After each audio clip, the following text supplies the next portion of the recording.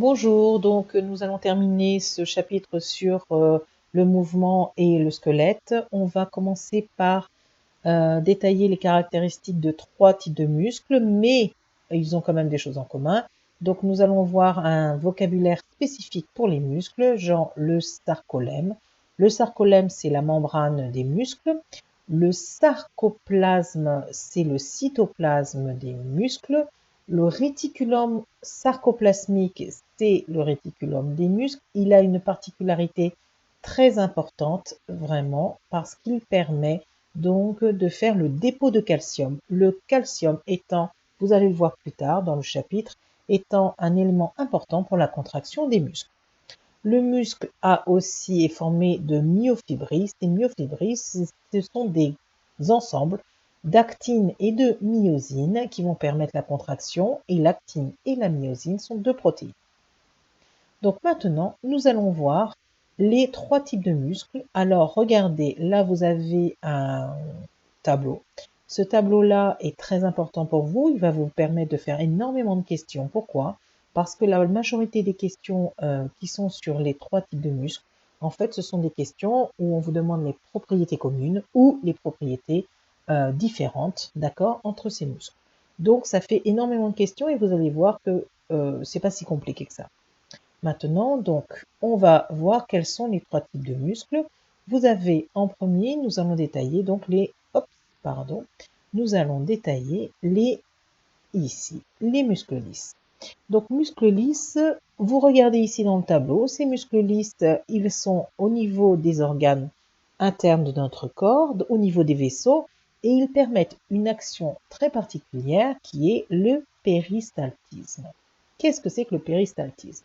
Pour tous ceux qui ont vu déjà le système de la digestif, eh bien, vous avez donc entendu parler du péristaltisme. Le péristaltisme, qu'est-ce que c'est? C'est en fait une contraction mécanique automatique des organes qui va permettre d'écraser les aliments, c'est donc important pour la digestion, et aussi de pousser les aliments vers l'organe suivant. Donc, on trouve du muscle lisse à l'intérieur des organes digestifs, par exemple. On trouve du muscle lisse aussi au niveau des vaisseaux.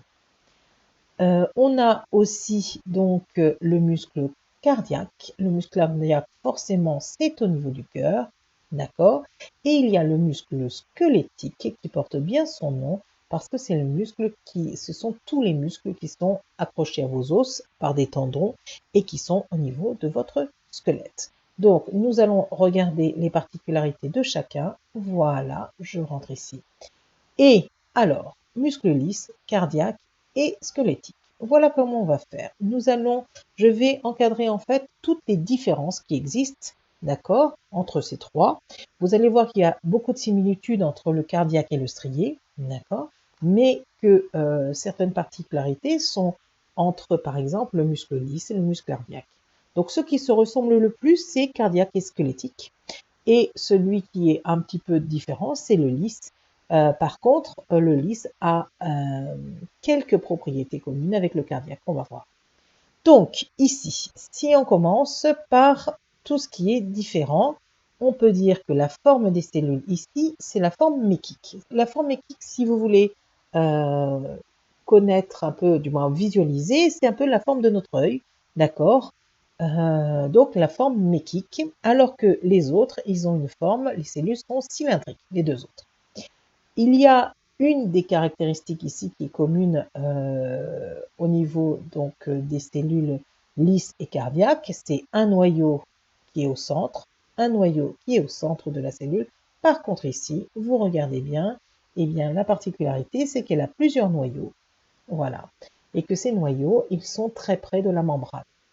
Donc, quand on regarde au microscope une fibre musculaire, on s'aperçoit que la cellule a des petites bosses sur les côtés parce que les noyaux, en fait, poussent sur le sarcolème, la membrane de la cellule, et donc on voit ces petits noyaux à la périphérie. Ensuite, qu'est-ce que l'on a? On a des différences. Pourquoi? Parce que vous allez regarder le système strié squelettique, donc les muscles de votre corps, Ils vont faire un mouvement volontaire, rapide, et ils sont contrôlés par le système somatique, que vous appelez HISTMLI. Ça veut dire quoi ça? Ça veut dire que tous les messages vont arriver à la moelle épinière, vont remonter vers votre cerveau, vont aller au niveau du lobe frontal de votre cerveau, entre pariétal et frontal, dans cette petite zone-là, où vous allez réfléchir donc à comment utiliser et faire fonctionner vos muscles. Alors forcément, c'est pas vous qui allez faire réfléchir, mais en fonction de, par exemple, si vous vous mettez à courir, en fonction de la pente, du degré de la pente de votre parcours, ou s'il y a des cailloux, pas des cailloux, ou voilà, vous allez donner des informations visuelles, des informations avec des récepteurs, des mécanorécepteurs, des récepteurs donc de la pression, de la chaleur, ou je ne sais quoi, et qui vont, toutes ces informations vont passer au niveau donc du cortex frontal et vont vous permettre de faire fonctionner vos muscles pour faire une action ou courir par exemple de façon adaptée à votre environnement. Par contre, de l'autre côté, vous voyez que le muscle lisse et le muscle cardiaque, eux, c'est un système périphérique autonome. Périphérique autonome, si vous vous souvenez bien, on ne fait pas intervenir le cerveau, sauf s'il y a un énorme problème, d'accord, une question d'alarme. Donc, périphérique autonome, ça veut dire on utilise seulement la moelle épinière et que on va utiliser les nerfs sympathiques, parasympathiques. Je rappelle que les sympathiques, normalement, sont là pour faire accélérer et les parasympathiques sont faits pour freiner. Donc, quelques organes sont différents, voilà. Et vous appelez ça, donc, HISTM6. Ça veut dire quoi? Que HISTM6, ce n'est pas, c'est un réflexe, d'accord? Et ce n'est pas volontaire. Par contre, la petite chose, c'est que vous êtes conscient quand même que ici, la petite différence, c'est que vous allez avoir un fonctionnement qui est beaucoup plus long chez les muscles lisses, alors qu'il est rapide, donc pour le cœur. Donc ça, c'est pas une surprise, d'accord? Maintenant, qu'est-ce que l'on a? Maintenant, on a le travail donc des muscles, les muscles lisses, les muscles cardiaques travaillent de la même façon, de façon involontaire et réflexe. Un petit peu plus vite pour le cardiaque, mais ce qui est la bonne différence, c'est que celui-là, il travaille beaucoup plus vite. Maintenant, on a dit tout à l'heure que le muscle était formé de deux types de protéines, actine, myosine, qui étaient regroupées, en myofibrilles. Donc il y a deux choses que vous devriez savoir. Ici, on a vu tout à l'heure HISTM-LI, HISTM-6. Maintenant, il y a des mots qui sont très très particuliers en turc que vous devez savoir là-dessus. Donc ici, on regarde. On voit que les muscles cardiaques et les muscles squelettiques, ils ont de l'actine, de la myosine qui sont en bande. Ici, en bande. Ok. En bande, là, très bien, ça c'est important. Donc ici en bande. Et que ces bandes, elles sont organisées. Donc qu'est-ce que vous utilisez comme mot? Vous dites que c'est chisgili. D'ailleurs, je voudrais vous faire remarquer que strié, ça veut dire chisgili. C'est chisgili. Et quand c'est organisé, c'est du zenli. Donc chisgili, du zenli. Ici, dans les muscles lisses, vous avez aussi la particularité d'avoir des actines, des myosines, mais qui ne sont pas en bande.